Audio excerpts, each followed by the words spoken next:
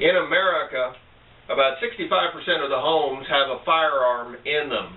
This is a little Roland Block 22 caliber rifle, my wife's rifle. She got it when for a wedding present 38 years ago. That rifle, however, is totally safe without bullets in it. If there's no ammunition in this gun, it can't harm you. But a knife is never, ever safe. A knife is never safe.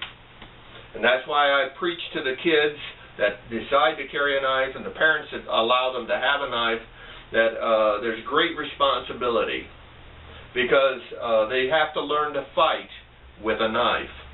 Not fight other human beings or another kid, but fight the knife, because a knife can cut you or a child just as easily as it can cut the project that you're working on. And so I always push number one, safety and responsibility, and parental guidance if at all possible with a given knife. One of the things I see in this area is that kids from about 10 years old up to 12, kind of a rite of passage, they want a pocket knife. And not just the guys, some girls like a pocket knife too.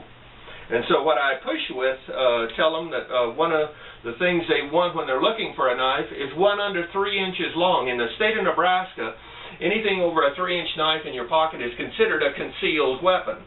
True, a number of the law enforcement tell me that they would never arrest anyone for that.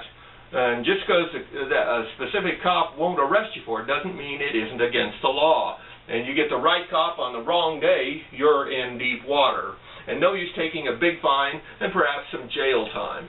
So always keep the laws ahead of it so that you know what's going on legally. One of the things I tell kids is to keep their knives sharp. A number of kids that have pulled their knives out and say, "Look, Mr. Bill, see my knife?" And most of the knives wouldn't cut hot butter. But I always tell them to keep a knife sharp. Keep a knife sharp.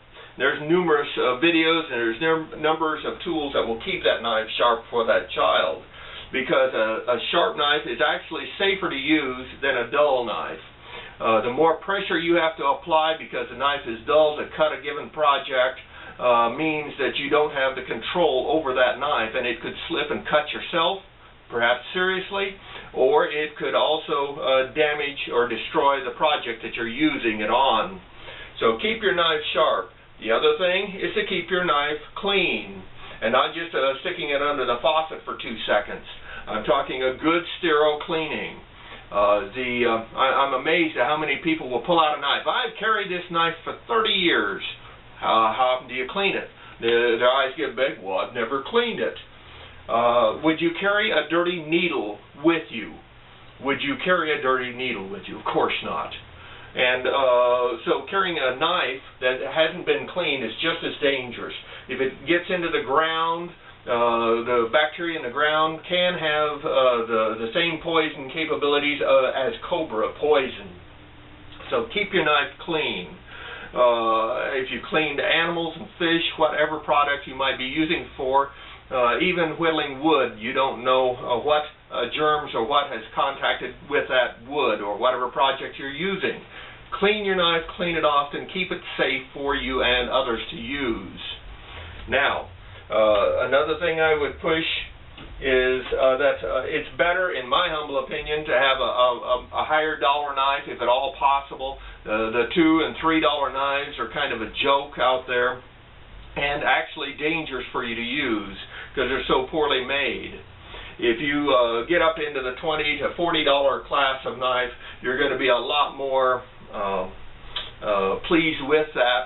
And it's also something that down the road, when you pass away, the next generation that follows you will be grateful because they'll still have that good quality knife.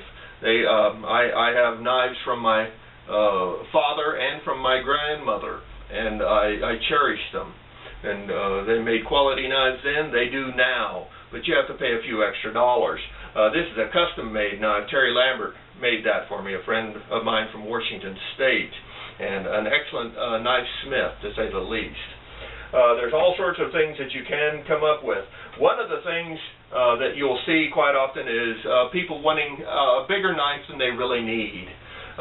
clear up into, I've had a number of young people in the area get Bowie knives. You're looking at a 3-pound knife, big hunk of knife. And I say, okay, tie that on your hip and walk around with it around McCook for a day. Just walk around with it for a day. Those that do, put it away and never carry it again, because it's a heavy monster to carry. And it's sad that each generation has to learn things like that. The Native Americans were Stone Age, but the Native Americans were not stupid people. A thumb-sized scraper, flint piece of scraper, will do all of the cutting that you need, weighing less than an ounce, less than an inch long, and it will cut like a razor, and yet it's extremely safe. I've never cut myself with the flint scraper, save one time. And so it is a reasonably safe tool, as anything needs to be respected, however. So the bottom line is that every home has knives, and the children that your child is going to be around is going to have knives. And so they need to know what to do and know how to respect them, and teaching your child from the little bitty on up is the way to do that. This is McCook's Mr. Bill. I hope this whets your appetite on a few things and keeps your child as safe as possible.